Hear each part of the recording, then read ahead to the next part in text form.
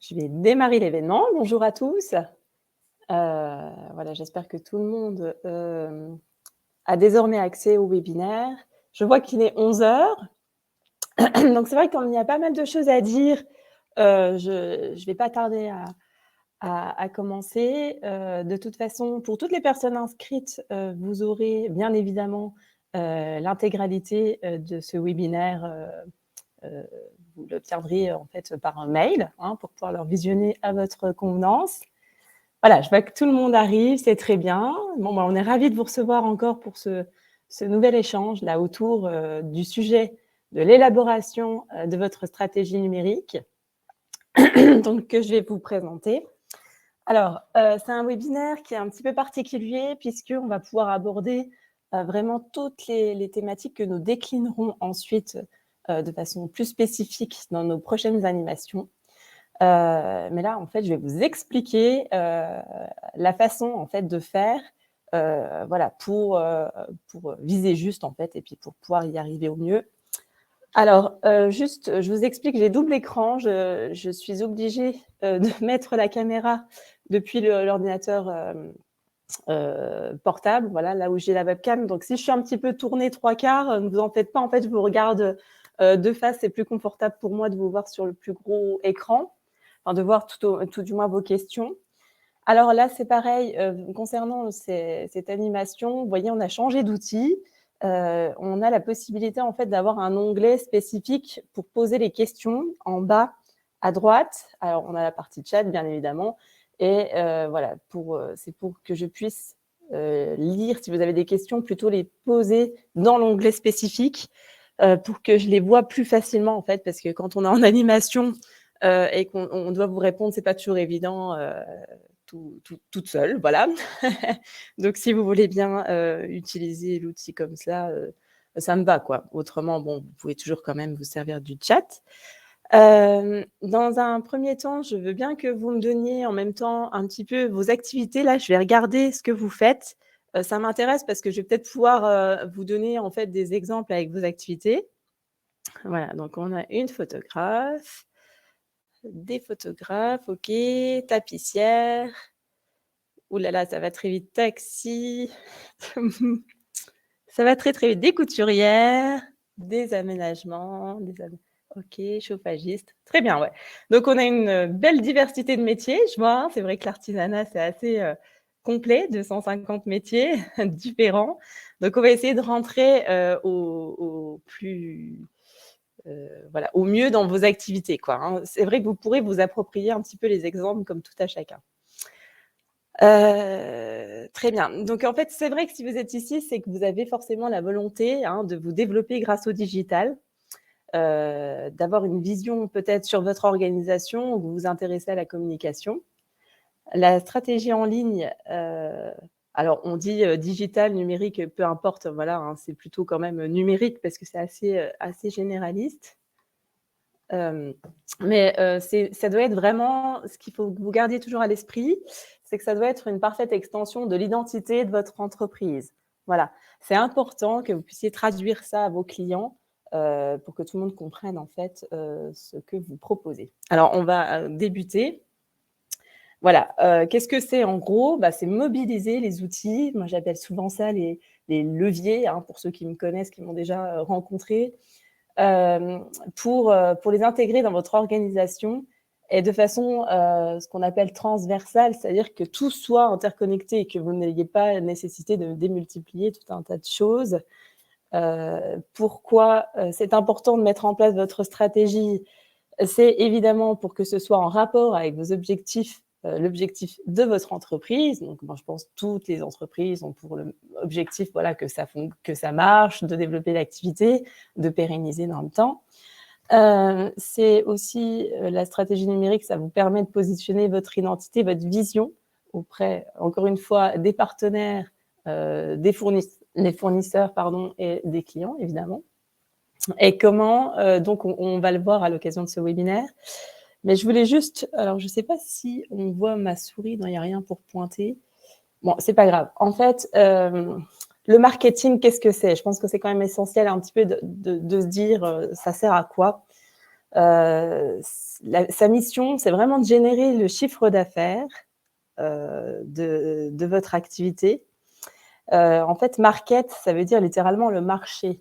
Et c'est le point de rencontre entre votre offre, entre l'offre et la demande. Voilà, donc c'est important. C'est sûr, le marketing, ça va être l'ensemble des actions visant à faciliter la rencontre entre l'offre et la demande, voilà, pour votre entreprise.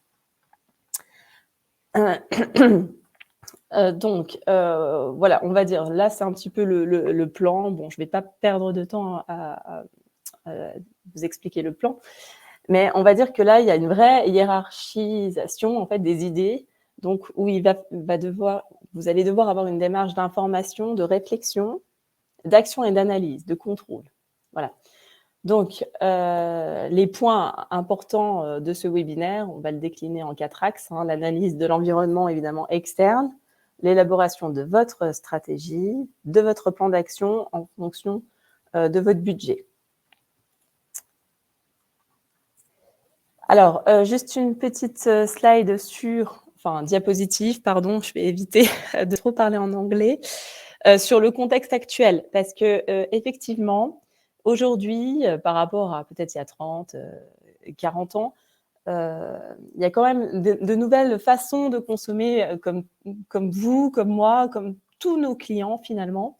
C'est-à-dire qu'il va falloir aujourd'hui, pour les entreprises que vous êtes, chercher à travailler en fait votre visibilité dans avant l'acte d'achat, pendant et après. Voilà. Donc, c'est être retrouvé, c'est capitaliser sur, être retrouvé par les recherches. On va dire le parcours client du consommateur, c'est faire une recherche en fonction d'un besoin ou de défini ou pas trop défini. Voilà. Il va évidemment chercher des précisions grâce aux outils numériques aujourd'hui. Il va comparer alors soit votre offre, vos produits, vos services ou les prix aussi. C'est vrai que ça, c'est une partie importante de ce que les consommateurs font aujourd'hui. Et vous, pour créer de la confiance, il va falloir effectivement que vous ayez une présence qui est bien travaillée sur tous les leviers que vous avez mis en œuvre, parce qu'ils vont aller vérifier la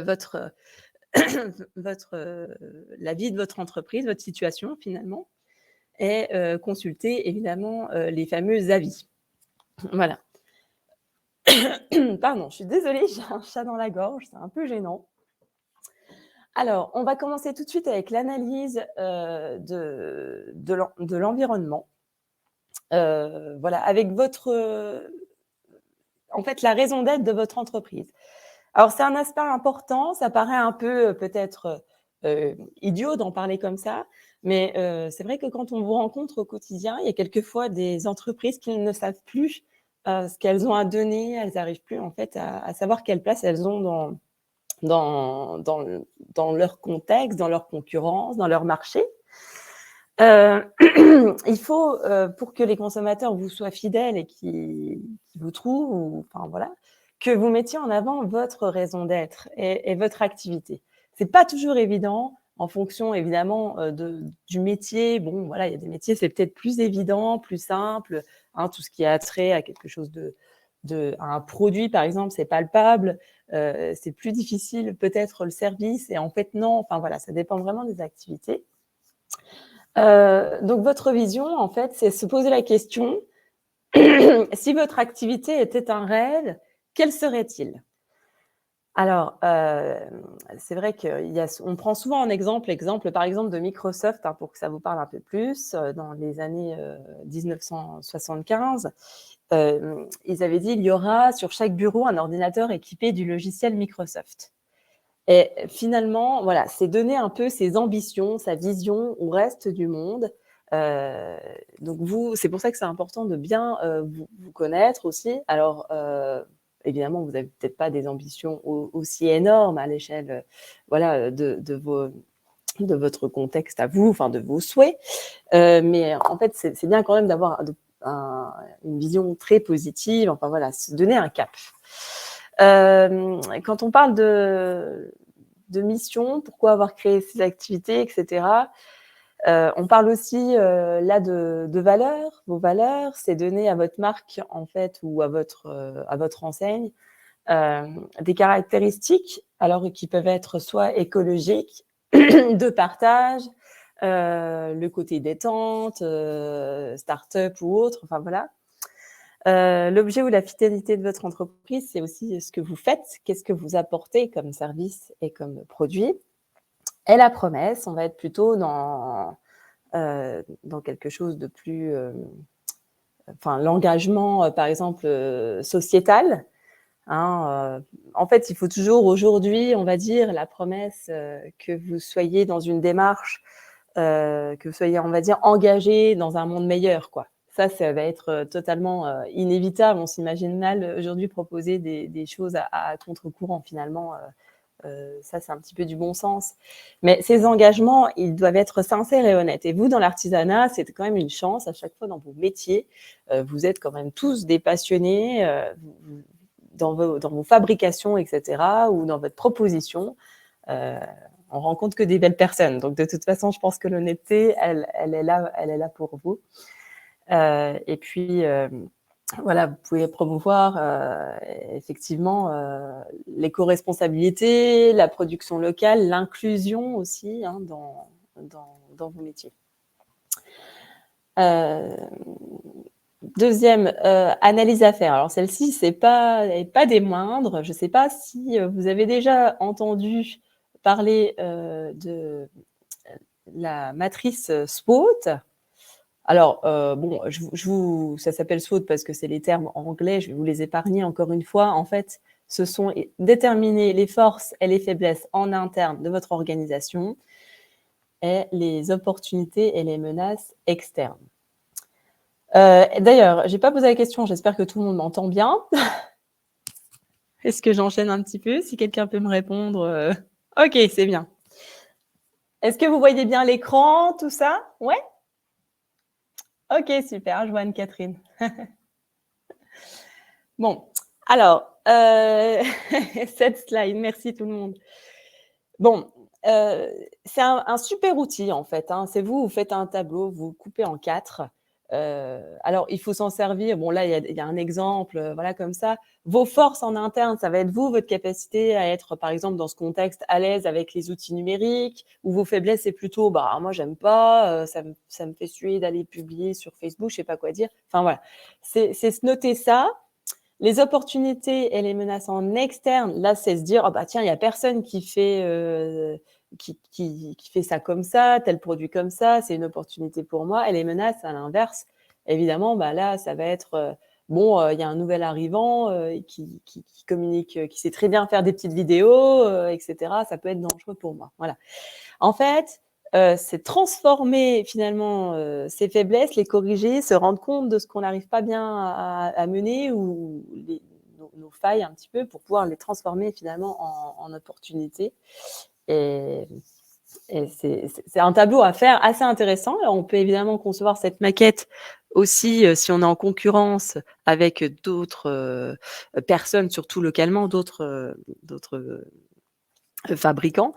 On peut le faire par concurrent aussi. Voilà, quelle est sa force ou bien voilà. Parce qu'en fait, vos faiblesses deviennent un avantage pour le concurrent. C'est ça qu'il faut toujours observer. Voilà, puis essayer de les corriger évidemment. Donc, je vous invite à faire cet exercice quand même régulièrement. C'est un petit peu ce qu'on fait avec vous quand les conseillers numériques ont rendez-vous avec vous en individuel. Nous, on a l'habitude, c'est-à-dire que ça se dessine un peu dans nos esprits, mais on vous montre un petit peu, voilà, ça, il faudrait corriger. Et voilà, on se sert finalement de cette matrice pour faire l'état des lieux de là, aujourd'hui, comment vous êtes organisé. Ensuite, il y a quelque chose à faire qu'on vous demande parfois de faire, c'est analyser vos concurrents. Alors je sais qu'on n'aime pas trop, c'est pas toujours bien vu, n'empêche que même s'ils font pas tout à fait la même chose que vous, ça se ressemble, si vous voulez, dans l'opinion générale. La différence, elle n'est pas toujours perceptible immédiatement. Et en fait, c'est important de voir comment les concurrents finalement communiquent, hein, comment ils sont positionnés, etc. Et puis ça permet aussi de susciter un petit peu l'innovation dans vos activités, voilà, de se dire bah tiens, je pourrais faire ça, ou alors vous pouvez observer des concurrents qui sont pas géographiquement, disons, à proximité. Et c'est intéressant de voir comment ils font. Enfin, c'est sans faire évidemment de la copie, quoi. Mais l'idée, c'est de s'inspirer de tout ça. Et voilà. Donc après, concernant la concurrence directe et indirecte. Alors la concurrence directe, bon ça, on comprend très bien ce que ça signifie. La concurrence indirecte, c'est peut-être moins clair. C'est un produit ou un service qui répond aux mêmes besoins, même si le produit et le service est différent. Alors, par exemple, ça peut être, je ne sais pas, pour un boulanger, le pain, la baguette, maintenant, enfin, ça fait déjà un certain nombre d'années, mais les enseignes de grande distribution vendent également du pain. Voilà, alors on est bien d'accord, ça ne va pas être directement le même produit en termes de qualité, etc. Mais ça reste quand même du pain. On peut avoir aussi le comparatif avec un menuisier et les produits Ikea, quoi. Voilà, c'est un meuble, ça répond aux besoins. J'ai besoin de mettre un meuble chez moi, mais malgré tout, c'est sûr, c'est pas la même qualité, etc. Mais ça s'appelle de la concurrence indirecte. Voilà. Donc, bon, ça demande de temps en temps, c'est sûr que c'est se poser pour établir sa stratégie. C'est vous prendre un petit temps une fois par an peut-être, ou voilà, se prendre le temps quand même de regarder. La concurrence, c'est quand même quelque chose de bénéfique finalement pour son activité et pour votre marché. Hein, ça veut dire qu'il y a un marché, etc. Et voilà. Alors, je vous conseille, si vous regardez un petit peu, si vous faites le tour de leurs pratiques sur le site internet, les réseaux sociaux, les avis clients, etc., vous pouvez regarder en passant en navigation privée. Voilà. Parce que comme ça, ce sera plus juste, votre analyse sera plus juste, même sur votre analyse à vous, hein, de vos outils, comment ça ressort dans les moteurs de recherche, etc. Parce qu'en fait, les moteurs de recherche, ils nous mettent toujours des petits cookies, hein, les petits traceurs qui recueillent des informations sur nos comportements. Et c'est vrai que ça oriente en fait les résultats des moteurs de recherche. Donc voilà, il faut juste penser à regarder ça un petit peu différemment.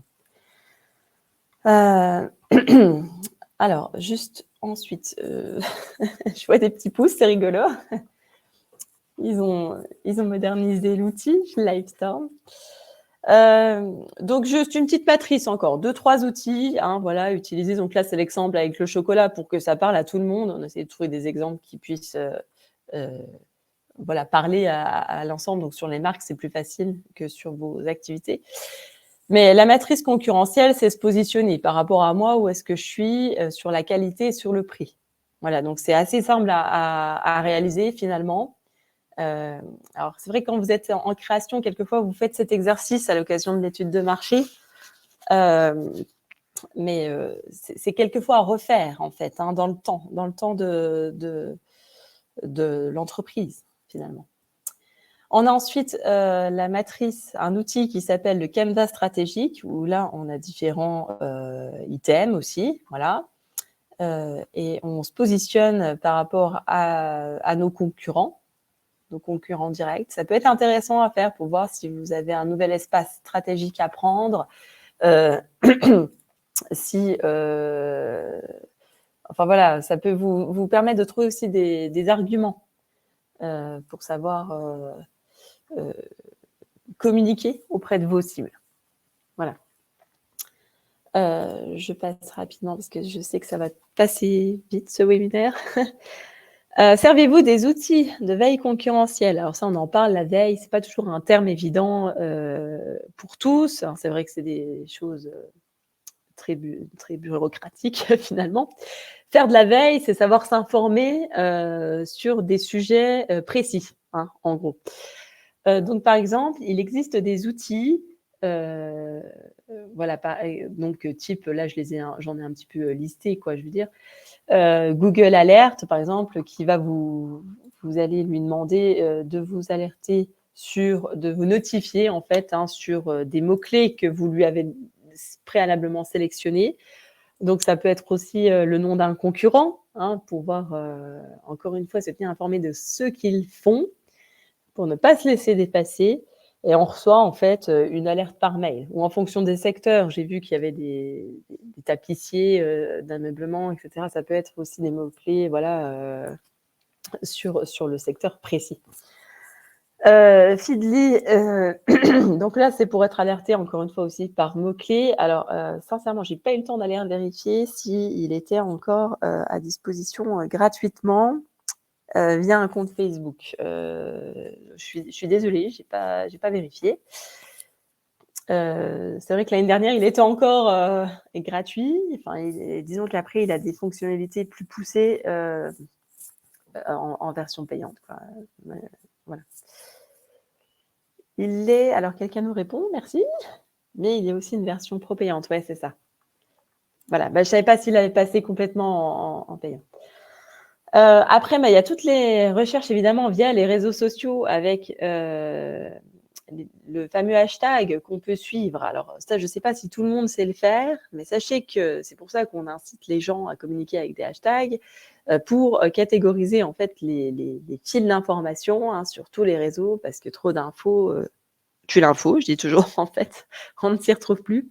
Et ça trie, en fait, voilà, les informations en fonction du mot-clé qu'il y a derrière le fameux dièse hashtag. Voilà.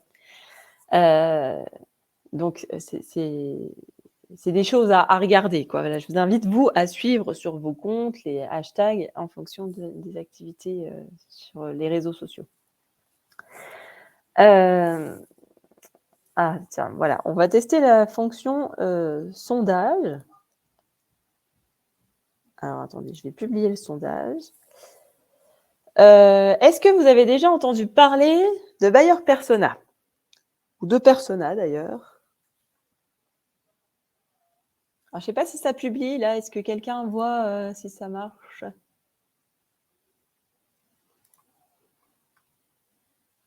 Non, jamais, ok.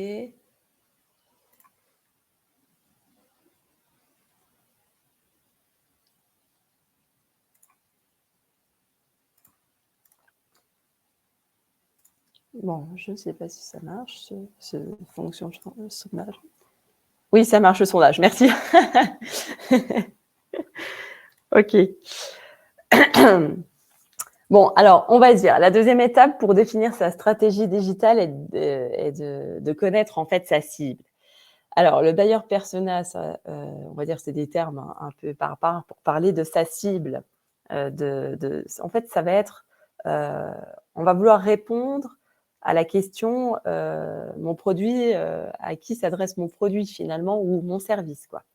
Parce que si vous répondez que le produit s'adresse à tout le monde, en fait, il s'adressera en réalité à personne. Voilà. Et sur le numérique, on va dire, enfin même en général, je veux dire, c'est vrai que c'est plus les études de marché comme on trouvait dans le temps, on va dire démographiques, géographiques, enfin des critères très catégories socio-professionnelles comme ça, enfin très très large en fait. Là, on va vraiment essayer de dessiner le portrait robot, la représentation visuelle de son client idéal. Alors, le client idéal, qu'on soit sur un marché avec du particulier ou avec des professionnels, c'est pareil. C'est-à-dire que sur le marché, si vous avez des clients professionnels, votre persona, il va ressembler, par exemple, à l'assistante de direction. Enfin voilà, ça va être l'interlocuteur dans l'entreprise que vous allez essayer de, entre guillemets, séduire pour voilà, hein, pour la vente de votre produit. Donc, je vous montre un exemple, en fait. Donc là, bon, voilà, elle s'appelle Lucie Martin. On va lui mettre un petit contexte, voilà, qui elle est. Là, c'est un exemple de persona pour une activité de traiteur. Hein, voilà. C'est pour... je suis désolée, c'est un peu trouble, on dirait, je sais pas, c'est en agrandissant l'image. L'idée, c'est d'avoir un certain nombre d'informations sur quand même leur secteur géographique, évidemment, hein, celui que vous visez, sur leur métier, leur catégorie aussi, évidemment, en termes de revenus ou socio-professionnels. Enfin voilà, ça va dépendre vraiment de l'activité, hein, c'est important. Et trouver un petit peu ses habitudes, etc. Alors, c'est quelque chose de très fictif, mais qui est un petit peu difficile parfois pour les artisans de se représenter. Malgré tout, c'est des outils très efficaces qui sont utilisés dans les grandes structures. D'ailleurs, leurs personas, ils sont même encadrés sur les bureaux. Ça aide en fait à savoir communiquer, à délivrer son message. Voilà. Parce qu'en fonction de sa cible, on va pouvoir, certaines activités, vous allez pouvoir utiliser la troisième personne du pardon, le tutoiement ou le vouvoiement. Enfin voilà, ça va vraiment dépendre aussi de votre produit, de votre service et de votre façon de parler à vos cibles. Ça peut aider, quoi, en fait, voilà, à mieux identifier, en fait, voilà, leurs attentes, etc. Là, on va faire appel un peu, si vous voulez, à l'émotion, à voilà, les faire entrer un peu dans votre univers, etc. et qu'ils s'y retrouvent, qu'ils s'y reconnaissent. Donc, on peut en faire plusieurs, hein, bien sûr. Il n'y a pas qu'un client type. C'est vrai que, par exemple, pour les dames couturières, là, je voyais, si vous proposez des articles pour des très jeunes enfants, les bébés, les layettes, enfin, voilà, ce genre d'articles, vous allez avoir des cibles, les jeunes mamans, mais vous allez aussi avoir les grands-mères, voilà, de façon très, très spécifique, quoi. C'est vrai que c'est comme ça qu'il faut un petit peu... pardon, je lis en même temps le chat. C'est comme ça qu'il faut un petit peu chercher, voilà, vraiment, qui serait prêt à m'acheter, finalement. Le meilleur client pour moi. C'est ce qu'on appelle en fait les leviers, hein, les leviers d'achat. Alors, je vais aller, je passe parce que je l'avais zoomé pour que vous puissiez lire. Je pense que dans l'autre sens, ça aurait été plus compliqué. Voilà, donc il existe tout un tas de sites vous permettant de générer les personas, ou voilà, vous pouvez le faire aussi. Oui, on peut en avoir plusieurs, Cathy. Ouais, justement, oui, on peut en avoir. C'est intéressant d'en avoir même plusieurs, voilà. Mais en fait, les efforts marketing que vous allez faire sur vos réseaux, etc., ou si vous faites plus tard des campagnes payantes, des choses comme ça, l'idée, c'est vraiment de cibler le bon persona parce que c'est celui-là, finalement, que vous allez potentiellement mieux transformer. Enfin, c'est celui-là à qui vous allez vendre, hein, finalement. Voilà. C'est ce qu'il faut, c'est l'idée. Et mieux il est ciblé, mieux c'est, quoi. Voilà. Alors, donc, hop, je vais passer sur le persona. Est-ce que c'est clair pour vous quand même le client, le fait de pouvoir se le représenter comme ça? Très bien. Après, encore une fois, on a des outils pour vous aider à les concevoir, hein. Si c'est compliqué, les conseillers numériques de la chambre de métier peuvent parfaitement vous y aider. Alors, la valorisation ensuite de la raison d'être. Alors, on a déjà parlé tout à l'heure de la mission, de la promesse, de la vision, etc. Là, on va dire, c'est un petit peu un exemple, en fait, pour, encore une fois, savoir se démarquer, savoir communiquer. C'est extrêmement compliqué, finalement, et vous êtes nombreux à nous faire part de vos difficultés, à savoir quoi dire dans vos communications, comment faire, et voilà, comment se mettre en avant. Alors, là, on a un exemple, le cercle d'or de Simon Sinek. Alors, c'est un conférencier spécialiste un peu du management, ce genre de choses. Voilà, qui nous apporte une théorie qui fait en fait qu'on part, on va dire, de l'extérieur, du quoi, comment, pour arriver au pourquoi. Parce que lui, ce qu'il dit, le Simon Sinek, c'est que les gens n'achètent pas ce que vous faites, ils achètent pourquoi vous le faites. Et ça, c'est extrêmement important, finalement. Oui, vous pourrez revoir en replay, Élise.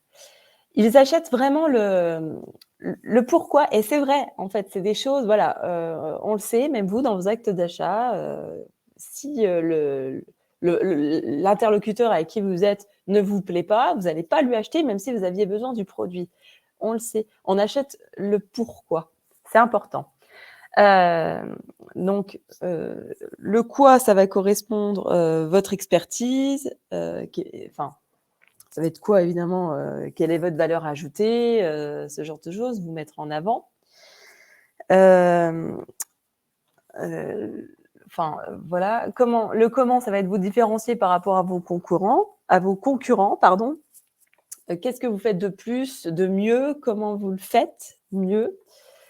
Et voilà, le pourquoi, c'est là, ça va être vraiment encore une fois ce que je vous expliquais, quoi, le pourquoi vous proposez ce produit et ce qui vous différencie. Alors, je lis en même temps vos messages dans les webinaires. Ah oui, oui. Alors, on en reparlera à la fin pour ceux qui veulent le webinaire de la semaine passée. Oui, oui, ce sera possible. On garde un petit temps d'échange à la fin. Voilà, c'est savoir expliquer, en fait, ce que je veux dire pour construire votre message commercial, c'est savoir expliquer à vos clients quelle est votre différence, qu'est-ce qui va vous démarquer et faire en sorte de vous acheter à vous plutôt qu'un autre. Raconter votre histoire par le biais de storytelling. La storytelling, on va dire, c'est l'art de se raconter, son histoire. Alors vous, dans l'artisanat, c'est formidable puisque vous avez souvent des histoires familiales, des histoires de reconversion, toujours hyper intéressantes, quoi. On adore. On pourrait faire tout un tas d'histoires sur vos activités. Ça a beaucoup de sens. Et là, ça va permettre vraiment, là, on va faire appel en fait à l'intelligence émotionnelle, à toucher les cibles en plein cœur. D'ailleurs, je donne toujours l'exemple parce que c'est vrai que c'est des concepts assez abstraits, la storytelling, mais pour une grande marque que vous connaissez, par exemple, il y a les produits La Laitière. La laitière, vous vous imaginez la fermière en train de fabriquer le yaourt, etc.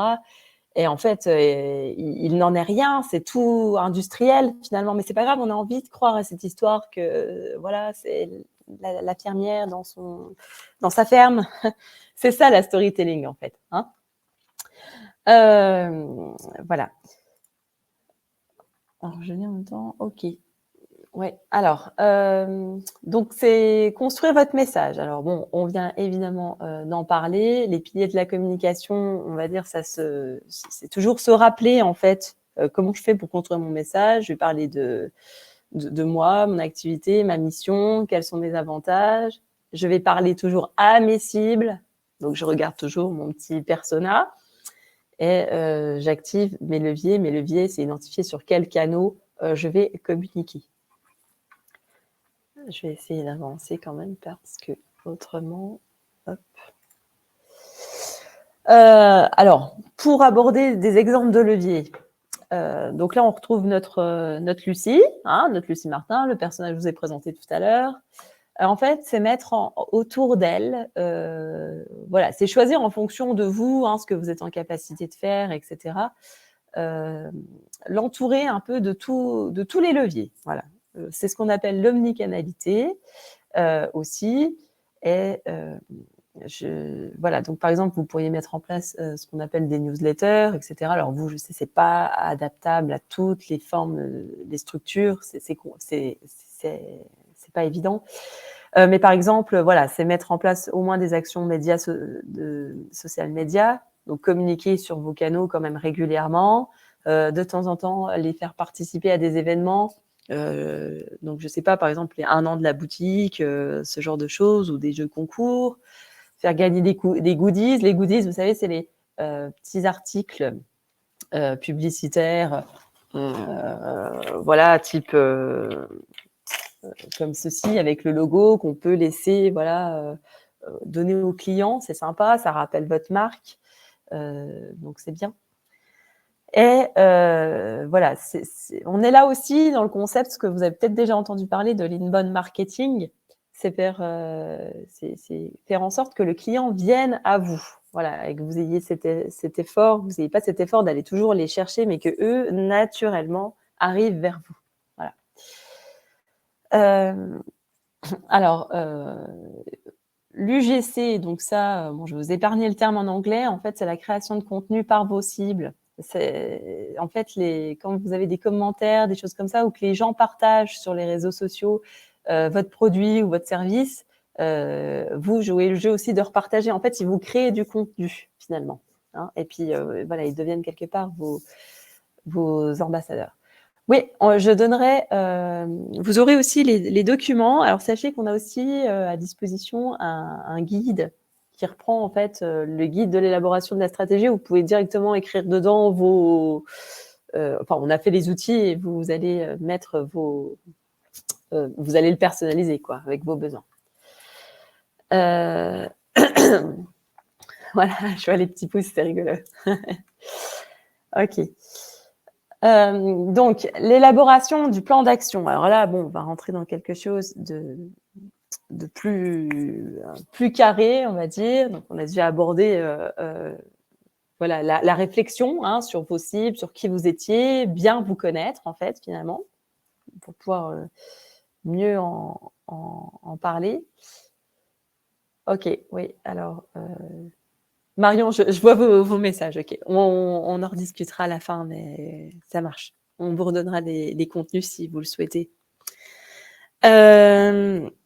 Alors, objectif SMART. Alors, je ne sais pas si tout le monde connaît cette abréviation que vous avez peut-être déjà appris à l'école ou entendu parler. En fait, c'est un outil mémotechnique pour se rappeler qu'un objectif, il faut qu'il soit spécifique, mesurable, alors actionnable ou atteignable, comme on veut, réaliste, qui soit dans une vraie réalité et qui ait une temporalité. Voilà, parce que si c'est un objectif, si vous voulez, trop flou, ce n'est pas un objectif. On ne peut pas dire je vais vendre, je ne sais pas, qu'est-ce qu'on a comme activité Enfin, j'ai pas trop d'exemples là. Par exemple, on a beaucoup de photographes. C'est vrai qu'il faudrait que je vous trouve des exemples. Je vais en chercher en même temps que je vous parle. Mais voilà, il faut que. Donc les objectifs, alors on va dire les objectifs stratégiques. Ça va découler. En fait, la mission, c'est quelque chose de très global. C'est le long terme, c'est ce pourquoi j'ai créé ma structure. Voilà, donc ça, c'est assez. On va dire que c'est quand même plus abstrait que les objectifs stratégiques et opérationnels. Les objectifs stratégiques, ils vont découler de la mission et orienter les décisions, on va dire, sur le moyen terme. Donc, par exemple, on va, je sais pas, j'ai pas sorti d'exemple pour cela. Je vous en donnerai. J'ai plus d'exemples en fait sur l'opérationnel. Je suis désolée, stratégique, c'est pas, j'ai pas d'exemple là. Voilà, sur les objectifs opérationnels. C'est la traduction en fait des objectifs stratégiques. J'aurais peut-être dû commencer de l'autre côté, c'est peut-être plus évident.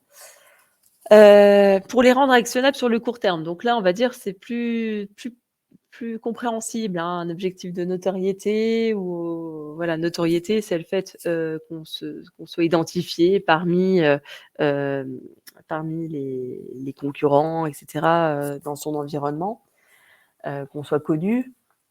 On va dire, l'acquisition, ça correspond à tout ce qui va faire qu'on attire les prospects et qu'on les convertit en clients. Et la fidélisation, bah, ça, vous comprenez bien le fait qu'on vous ait déjà acheté et qu'on vous achète et qu'on vous recommande.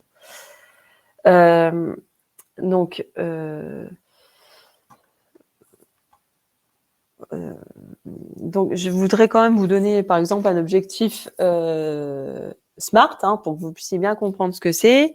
Donc, un objectif d'acquisition, par exemple, ça va être atteindre les 5000 visiteurs par mois sur le site en décembre 2022. Ça, c'est un objectif qu'on peut dire SMART puisqu'il est spécifique, mesurable, atteignable et il est réaliste, il a une temporalité. Voilà, c'est pour vous donner un exemple. Donc là, je voulais faire un petit jeu. Alors, je vais tenter de publier le sondage. Parmi les propositions, seulement un objectif est SMART. Alors, si vous voulez bien jouer pour me dire un petit peu quelle est la bonne réponse, c'est pour voir un petit peu si vous avez compris, parce que dans mes explications, je n'étais peut-être pas très claire. En fait, c'est la méthode qui est importante, hein. Alors, je laisse quelques instants.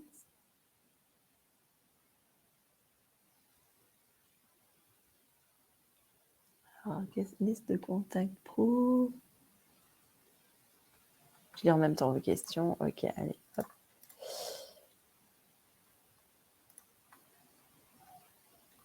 Oui. Que Cathy. Alors, je regarde questions en même temps. Est-ce que vous avez des outils, des listes disponibles gratuites ou pas? Contact pro. Personnel, peut-être professionnel. Oui. On a des choses pour vous y aider. Peut-on aller sur les moteurs de recherche en perso? Oui. Alors, sinon, je répondrai à la fin à vos questions parce que, hop, je vais déjà continuer le... Voilà, donc la bonne réponse, effectivement, c'est bien, hein, c'est la réponse B. Voilà. Alors, pourquoi? Parce que, bon, on voit bien que là, du coup, on a une temporalité. Hein, si on remonte, voilà, d'ici fin juin, on aurait même pu mettre quelque chose de plus précis. C'est encore mieux. On a un nombre de commandes, c'est atteignable, on sait c'est sur quel support, c'est spécifique, hein, c'est en ligne. Voilà, ça pourrait être encore plus spécifique en ajoutant sur tel canal, etc. Bon. Voilà, je vois que vous avez compris l'idée. C'est sûr que si on dit je veux quoi, je veux obtenir plus de commandes en ligne, en fait, non, ça c'est pas un objectif, vous pourrez pas le mesurer, vous ne devez pas faire ça en fait. Voilà, c'est tout. Et il faut vraiment cadrer les choses avec l'indicateur de temporalité, etc. Quoi, sur cette année, sur les 3 prochains mois, etc. Ça va vous aider en fait à grandir, à faire grandir votre entreprise. J'ai envie de dire, même dans la vie, en fait, faut toujours se fixer des objectifs de cette manière à pouvoir voilà, y arriver. Hein, quand c'est trop abstrait, ben, on ne va pas s'engager de la même façon, de toute façon. Voilà. Donc, en fait, il faut avancer un objectif après le... Oui, c'est ça. C'est un objectif par action, ouais. Pour tout, en fait, voilà. Faut se les noter, se les définir. Ouais. Alors, je vais essayer de me dépêcher parce qu'effectivement, on a le temps qui passe, même si on a presque fini, on va dire, la présentation, mais qu'il y ait du temps pour vos questions. Alors, là, on a un entonnoir, ce qu'on appelle de conversion. Alors, bon, tout ça, ce sont des concepts évidemment commerciaux de vente, mais bon, je ne sais pas, en fait, vous n'avez peut-être pas tous fait les mêmes études ou autres. Hein. C'est vrai que c'est des choses très spécifiques qu'on apprend dans les écoles plutôt de commerce, mais finalement, votre bon sens fait que vous savez tout ça. Hein. Mais en fait, c'est comment se le représenter et comment se l'appliquer dans son entreprise. Donc, effectivement, il y a dans cet entonnoir de conversion, 3 axes. Donc, l'acquisition qui va correspondre à toutes les tâches que vous allez mettre en œuvre et qui vont attirer les prospects vers votre entreprise. Voilà, donc la cible, visiteur, en fait, ça va être cette partie-là, l'acquisition. Je ne sais pas si vous voyez, c'est vrai que je fais bouger ma souris, mais je ne sais pas en fait si vous voyez ma souris bouger. Ensuite, il y a la conversion, donc là, qui ont pour but de transformer, c'est la partie transformer les prospects en clients, le fait qu'ils passent à l'action, qu'ils vous achètent. Ah, pardon, ouais, la souris bouge pas. Bon, je croyais que j'avais un viseur, mais ça marche pas. Ok. Et enfin, la fidélisation, donc là, vous en doutez, hein, c'est inciter les clients à revenir passer commande chez vous, quoi, venir vous... Voilà, l'aspect fidélisation, de toute façon, il n'y a pas d'autre mot. Et ambassadeur, c'est le fait que vos clients vous recommandent. Bon, ça, c'est sûr, c'est le Graal. Hein, c'est ce qu'il faut absolument toujours aller chercher, puisque un client convaincu va en convaincre d'autres. Et voilà, cet effet boule de neige. Donc là, par exemple, c'est un petit exemple, en fait, de plan d'action. Voilà, vous pourriez le dessiner de cette façon. Les actions marketing, donc là, bon, c'est un exemple avec une newsletter, objectif fidéliser la clientèle, KPI, donc ça, je vais en parler après, c'est les taux, bon, c'est encore un terme, les indicateurs clés de performance, hein, voilà, bon, en anglais, ça c'est en français, en anglais, Key Performance Indicator. Je vous le dis avec mon accent vosgien parce que Je sais que vous aimez bien. La landing page, effectivement, pour ceux qui ne savent pas ce que c'est, en marketing, c'est une page distincte qui est créée pour les besoins d'une campagne, en fait, ou une campagne marketing ou de publicité. C'est-à-dire que quand littéralement, c'est une page d'atterrissage. Quand les gens vont cliquer, je sais pas, admettons, vous faites une offre sur Facebook, vous mettez un lien vers cette fameuse landing page, la page d'atterrissage. Et cette landing page, elle a pour vocation de donner la possibilité aux clients de cliquer pour acheter l'objet, par exemple. Voilà, de simplifier, hop, il atterrit sur la page, il clique, et voilà, l'objectif là, c'est l'acquisition. Hein, c'est fait pour ça. Et ensuite, on peut définir un budget par rapport au taux de clic, etc. Enfin, si on veut faire quelque chose de... Si on veut payer ou non, quoi. Hein. Il peut y avoir le budget, ça va être aussi, c'est pas forcément que financier, ça va être aussi votre temps. Hein. C'est soit voilà, pécunier ou non. Le temps, c'est quand même de l'argent. On le dit tout le temps, mais c'est vrai. Tout cela en établissant en fait ce qu'on appelle un rétro-planning. Donc, c'est faire partir la campagne et voir dans un temps défini en fait comment ça a fonctionné, quoi, pour pouvoir analyser. Est-ce que je m'étais noté d'autres exemples? Donc, exemple en fait d'action marketing digital, ça pourrait être aussi votre plan d'action à vous.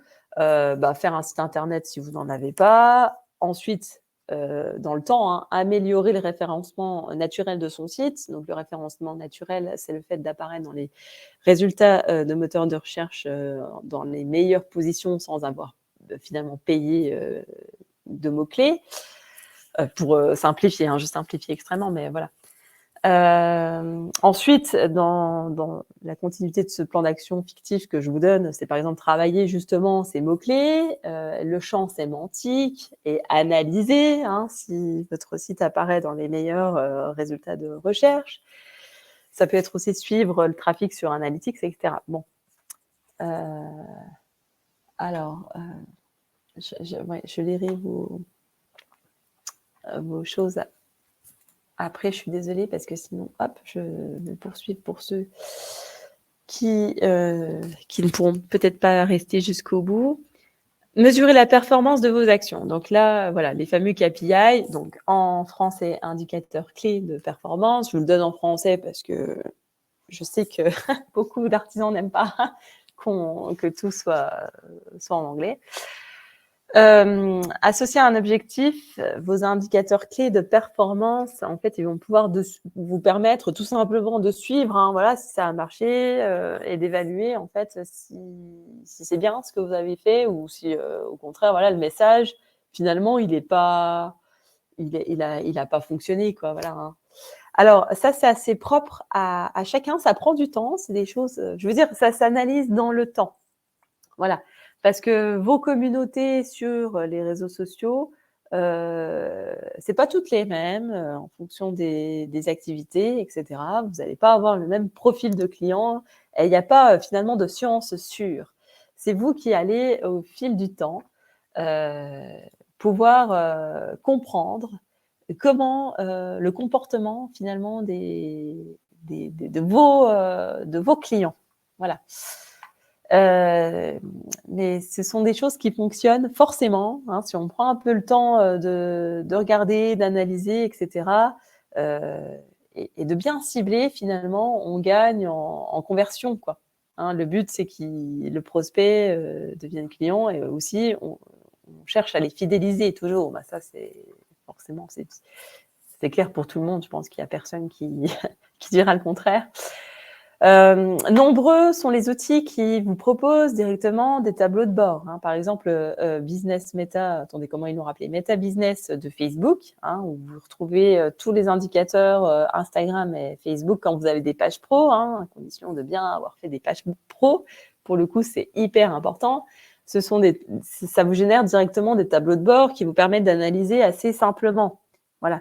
Et l'idée, c'est avant de faire une campagne, ce genre de choses, c'est de se noter, tiens, alors je veux quoi Je veux plus de visibilité, enfin, j'ai un objectif, par exemple, de notoriété. Je veux qu'il y ait plus de monde qui me connaisse. Donc, je cherche à avoir plus de personnes qui aiment ma page. Donc, voilà, le but, c'est de se faire l'état des lieux. Hop, j'ai tant de followers. Aujourd'hui, je fais une action marketing, je communique tant par mois, etc.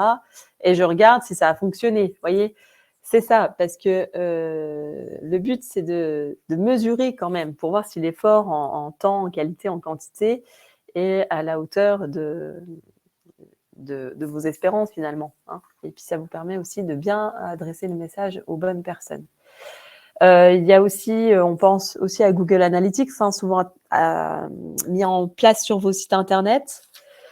Alors, c'est une solution web, il y en a d'autres. Hein. Je parle de Google, mais j'ai pas d'action chez Google, je vous rassure. Mais c'est la plus répandue, disons.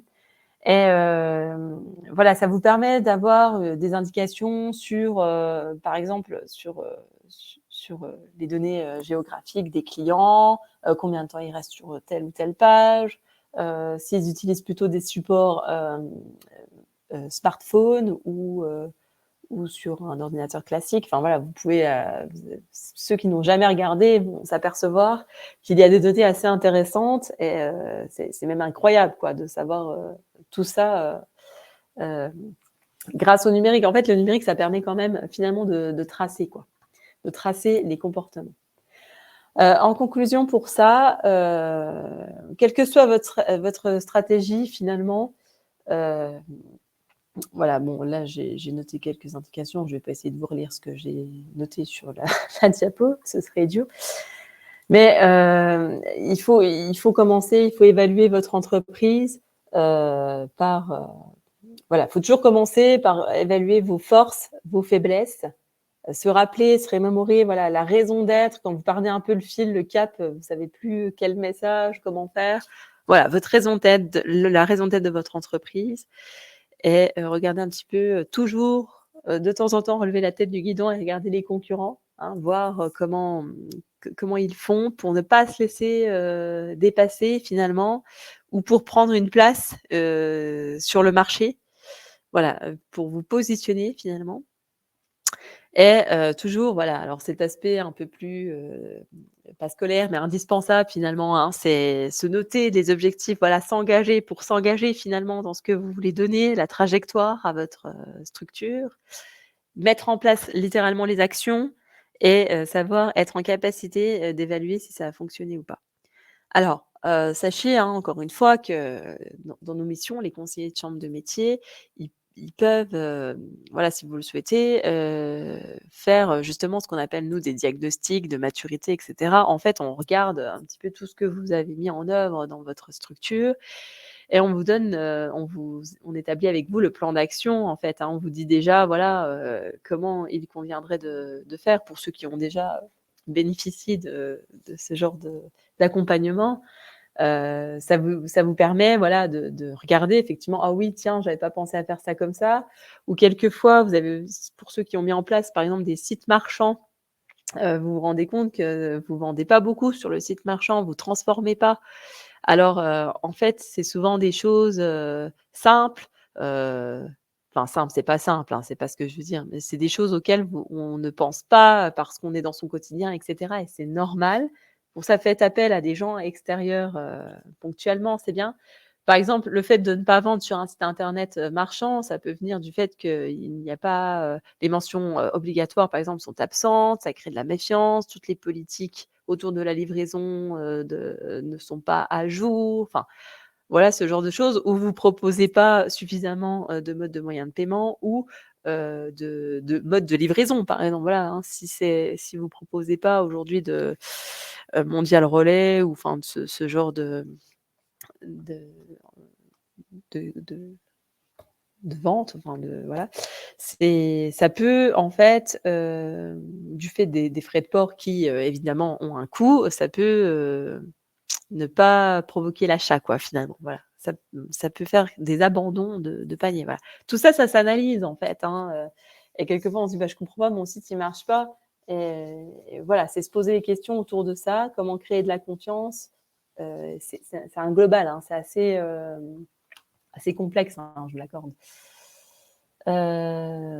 Le bouche à oreille, ouais, bah ça c'est sûr, Claudine, c'est effectivement ce qui marche le mieux et c'est ce qu'il faut travailler. Et il faut aussi en fait que ça reste. Alors essayer de collecter quand même des avis, que ça reste écrit pour les nouveaux clients, ceux qui arrivent dans la région. Souvent, je donne cet exemple qui est assez, voilà, pour toute activité. Quand on arrive, on connaît personne. Le bouche à oreille, il se fait uniquement par la porte numérique, quoi. Voilà. Et effectivement, je vous ai mis une petite phrase de Bill Gates, parce que la meilleure des publicités est un client satisfait. Voilà, ça c'est effectivement toujours ce qu'il faut garder à l'esprit et c'est bien normal. Oui, on va faire des webinaires effectivement dédiés sur la création et la gestion de sites, etc. On en reproposera. Là, on a fait un programme que je trouve plutôt structuré. Voilà, on fera chaque réseau. Bon, ça va pas être à la suite pour pas que ce soit rébarbatif, mais on va faire des focus réseaux sociaux. On va encore parler effectivement de la création de sites, la création de sites e-commerce, ce genre de choses. Ouais, c'est un métier. Ouais, je comprends. Le manque de temps, c'est compliqué. Alors, il y a quelques trucs et astuces où ça peut être plus simplifié, quoi. Laurent, l'analyse. Voilà, il faut prendre un petit temps au moins une fois par an. J'ai envie de vous dire, voilà, pour vraiment s'engager et analyser, il faut se prendre ce temps. C'est quand même important et surtout regarder ce qui se fait à côté. Je dis une analyse concurrentielle ou prendre le temps de se former pour pas être dépassé, ce genre de choses, c'est quand même à prendre en compte. Donc, l'offre numérique, en résumé, voilà, on fait donc ces actions de sensibilisation à travers nos ateliers, etc. Les diagnostics, je vous en ai parlé. Si vous avez besoin qu'on fasse ensemble l'état des lieux, je vais vous donner à la fin là, l'accès pour contacter les conseillers. On a aussi une offre d'accompagnement si ça prend plus de temps, s'il faut vraiment faire du coaching individuel, ce genre de choses. Ça, c'est de l'action. Le diagnostic et accompagnement, c'est individuel. Et on porte aussi une offre de formation, bien sûr. Alors, pour ceux qui ne le savent pas, vous pouvez venir faire en fait une formation sur les sujets numériques. Alors, c'est modulaire, donc on peut faire le pack entier où il y a les réseaux sociaux, le travail de Photoshop, etc. Ou juste, par exemple, la création de sites internet. Donc, chez nous, c'est avec WordPress. Et l'extension WooCommerce pour le site marchand. Alors, sachez que aujourd'hui, le site vitrine il tend quand même à disparaître. Il faut au minimum que vous pensiez à mettre du module, on va dire, de réservation en ligne, de choses comme ça. Voilà, ça tend un petit peu, ça évolue aussi de ce côté-là. Alors, Anne-Laure, ça dépend. On peut regarder. Alors, on se connaît, nous, peut-être bien. Oui, on peut regarder. Ça peut être pris en charge. Voilà. Ça, c'est à voir, c'est à voir en fonction de ce que vous avez déjà bénéficié. Donc, pour un petit aperçu du programme, les lundis, alors c'est le créneau qu'on trouvait le plus adapté. Je répète, si vous ne pouvez pas participer en direct, inscrivez-vous, vous recevrez le replay automatiquement. Voilà. La difficulté, c'est que si vous n'êtes pas inscrit, là, j'ai vu qu'il y avait des demandes pour revoir les précédents qui n'étaient pas inscrits. Pour l'instant, je dois voir avec mon équipe en interne pour voir comment on procède, parce qu'avec ce nouvel outil, c'est plus tout à fait faisable de la même façon. Voilà. Donc vraiment, inscrivez-vous. Je suis désolée. Bon, ça prend 1 minute, vous avez vu. On ne demande pas grand-chose. Voilà, juste votre nom, prénom, nom des entreprises et votre département. Sur les webinaires à venir, du coup, on va la semaine prochaine, donc il y a un intervenant extérieur d'ailleurs qui va venir nous parler de quelque chose de très important, c'est l'identité visuelle de votre entreprise. Alors, même s'il est déjà créé, je vous invite quand même à le visionner parce que ça, quelquefois, le manque de cohérence sur vos supports ou voilà, une identité visuelle pas suffisamment forte ou représentative, peut faire que ça, voilà, ne vous aide pas, quoi, en clair. Le 30 janvier, on parlera de l'outil Canva. Alors, je ne sais pas si tout le monde connaît, mais bon, c'est un outil qui est assez bien à prendre en main. Voilà, mon collègue de la Meuse, le conseiller numérique de la Meuse, vous montrera les fonctionnalités. Le 6 février, on a boosté la stratégie. Non, bon, grâce à Facebook. Donc là, ce sera un focus sur les pages Facebook. Alors ça, c'est intéressant pour ceux qui utilisent aussi encore là des profils à la place des pages pro, parce que il y a quand même un intérêt à utiliser une page, et puis il y a une vraie différence, et puis voilà, qu'il faut qu'on vous explique et qu'on réexplique. Donc je vous invite vraiment à vous y rendre. Un petit webinaire aussi, normalement sur les enjeux de cybersécurité. Votre fichier client, il est aussi dans votre téléphone. Ça arrive souvent, etc. Et donc voilà, comment se prévenir les risques. Et on fera ensuite, vous voyez, un focus Instagram, etc. Donc ensuite, on aura d'autres réseaux, LinkedIn, TikTok, etc. On va tous les aborder cette année. Donc c'est plutôt pas mal. On n'a pas encore publié tout le programme, évidemment, mais sachez qu'il est déjà préétabli. Donc, vous pouvez scanner à l'aide du QR code voilà, pour nous retrouver l'ensemble des webinaires. Mais là, ça n'a pas été publié, je crois pas, sur notre page CMA Grand Est. Et il y a aussi ce petit outil là à droite, autodiagnostic numérique. Là, en fait, ça permet voilà, que vous puissiez répondre à quelques questions pour voir plus ou moins où vous vous situez. Mais l'intérêt, c'est que vous pouvez contacter votre conseiller par ce canal. Si vous cochez oui, je vais être recontacté, il y a un conseiller numérique qui vous recontactera. Donc vous pouvez faire comme ça. Le QR code ne fonctionne pas. Alors lequel? Celui de gauche ou celui de droite? Parce que je les avais testés. Je retesterai. Et je vais vous mettre du coup là les conseillers numériques. Les deux ne fonctionnent pas. Ah bon? Ils sont pas. Et celui-ci, là, formulaire de contact, je les ai tous testés pourtant. Alors, je voulais regarder les questions. Je suis désolée. Accès à un webinaire. Voilà, donc Yolande, pour répondre à votre question, donc je viens d'y répondre, je pense. Alors, on a déjà des contenus qui sont faits. Autrement, là, dans l'année, on va de nouveau les reproposer sur les autres réseaux sociaux. Voilà. Est-ce qu'un hashtag, comment le mettre en place sur les réseaux sociaux? Oui, alors le hashtag, pour le mettre en place, alors le hashtag, c'est ce que j'expliquais tout à l'heure, un hashtag, un mot-clé, pour le mettre en place sur les réseaux sociaux, il suffit en fait de faire CTRL ALT gris, voilà, et en même temps la touche dièse. Alors je ne sais pas de quel département vous êtes, Yolande, peut-être ce serait bien que vous preniez contact avec le conseiller numérique. Voilà, en fait l'idée c'est que vous faites le dièse et derrière le mot-clé. Alors, en fonction de ce que vous faites, c'est bien de mettre un mot-clé sur l'activité, ce que vous proposez, le mot-clé avec votre nom d'enseigne commerciale et aussi des mots-clés de localité.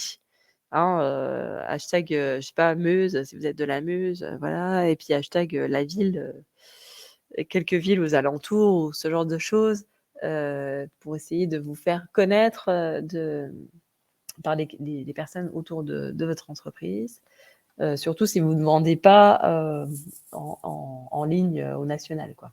Voilà. Claudine. Alors, pour améliorer sa position dans les moteurs de recherche. Alors, sur tous les supports, il n'y a pas de mystère. De toute façon, il va falloir que vous apportiez quand même du contenu de façon régulièrement.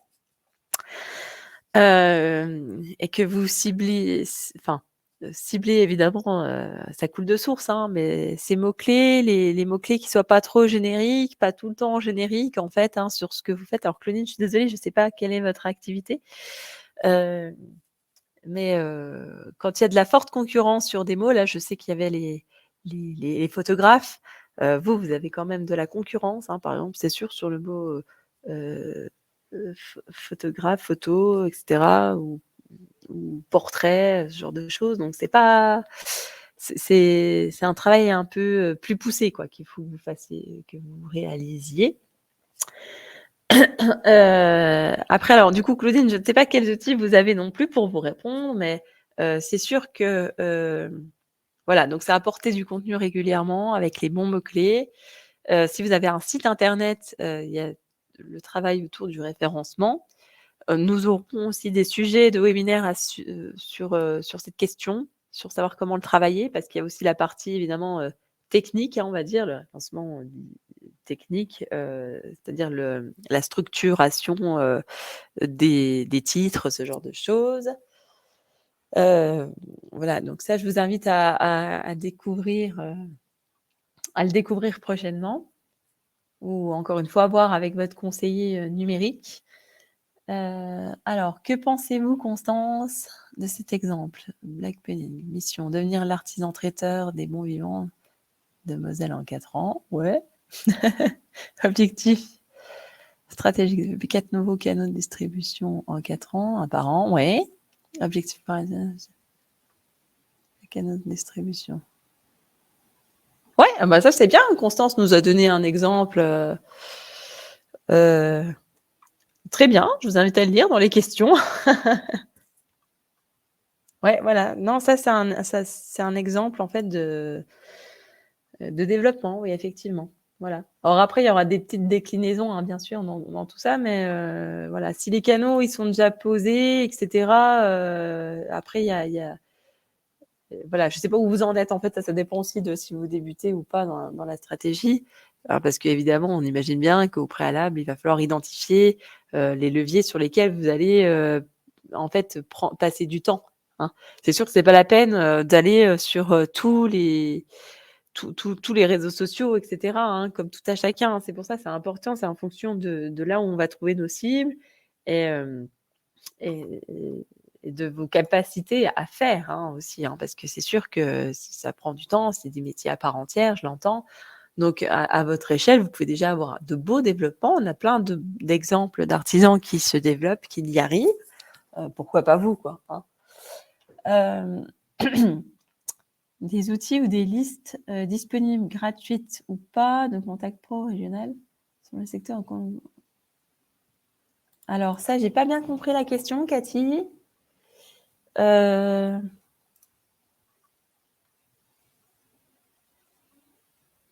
Je ne sais pas. Je me rappelle pas c'était en lien avec quoi. Les outils ou des listes disponibles. Bon, sachez que je sais pas si c'est une question globale. C'est vrai que nous, dans nos missions aussi, la chambre de métier, on sait mettre en relation hein, avec les acteurs économiques, avec tout l'écosystème. Donc, si vous avez des difficultés à trouver des personnes pour vous orienter, on peut effectivement vous y aider. Je ne sais pas si c'était une question par rapport à ça ou pas. Je sais pas. Quand votre persona est professionnel, en fait, alors peut-être par rapport à ça, ça peut orienter mon idée. On n'a pas des listes sur tout le monde. Hein. Ça, l'étude de vos cibles, c'est propre évidemment à chacun. Hein. Puis nous, on ne va pas donner. Si vous êtes, on ne communique pas en fait nous, par exemple, sur nos artisans. Hein, non, pas comme ça. Voilà, mais reformulez-moi la question. Est-ce que vous m'avez... Je ne sais pas. Je ne sais pas si Cathy est encore là. Et comment... Ah oui, alors, Christine. Donc, comment peut-on aller sur les moteurs de recherche en perso? En fait, je ne sais pas si vous utilisez, par exemple, le navigateur Google Chrome. Vous cliquez droit sur l'icône et vous faites nouvelle fenêtre de navigation privée. Est-ce que je peux partager l'écran? Je ne sais pas.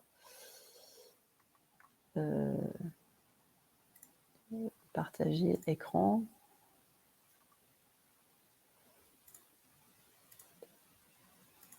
Je vais montrer fenêtre.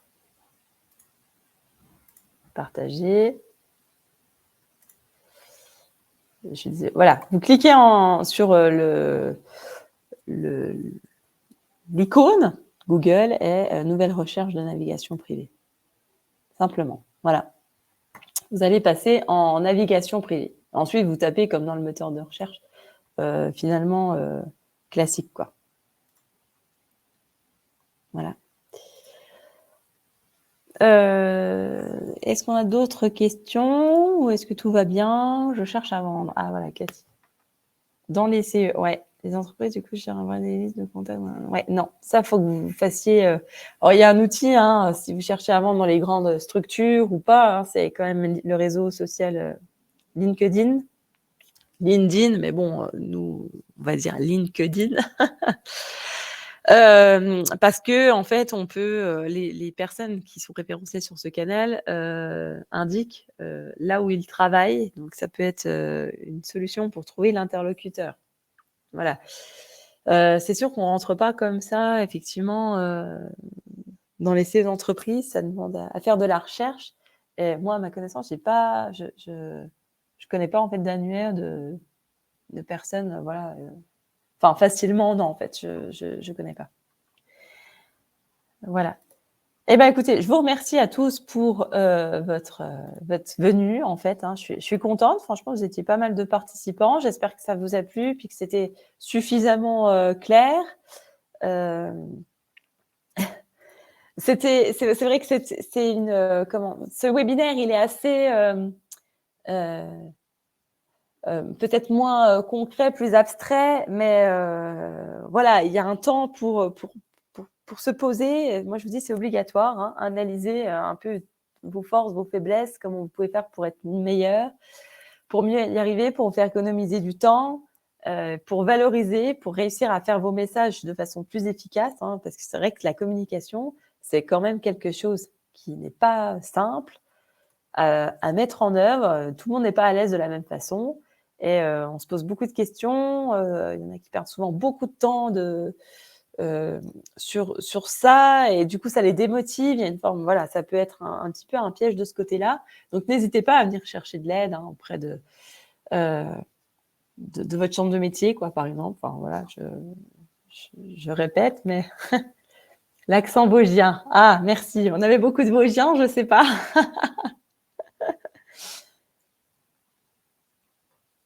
Celui-ci est celui sur le référencement local. Oui, j'ai compris.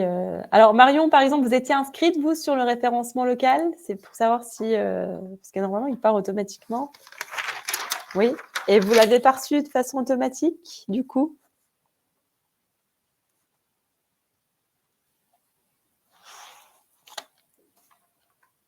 Le replay, oui. OK. Ah oui. OK. Mais pas le doc. Ah oui, d'accord, oui. Oui, il faut que je regarde parce qu'on n'a peut-être pas débloqué automatique, ça, le doc. Comme c'est nos contenus, oui. À Camille par mail, OK. D'accord, oui, c'est vous qui aviez demandé à Camille, OK. Ça marche.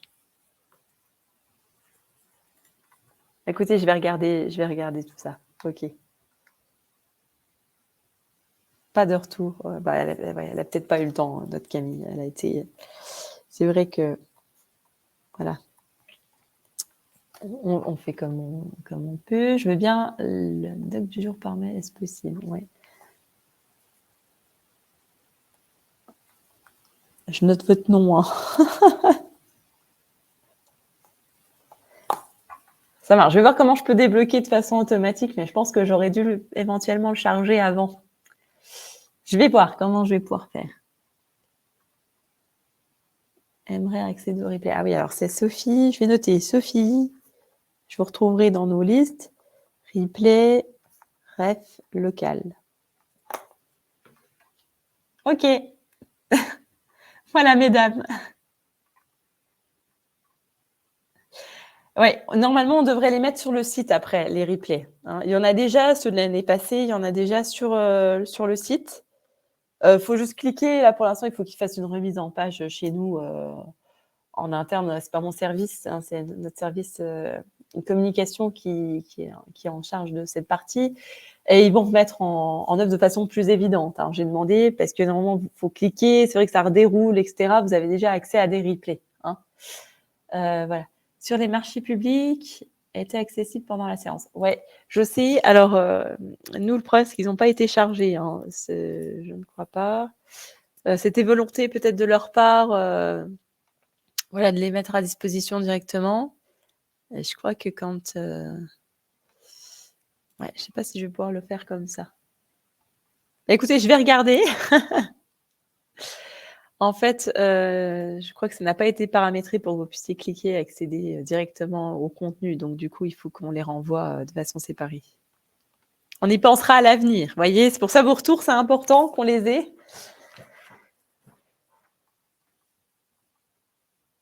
Très bien.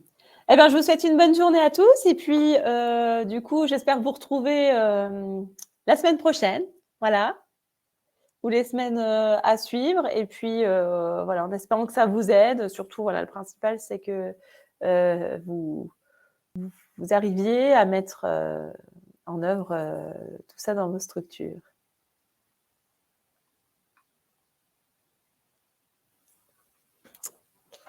Au revoir.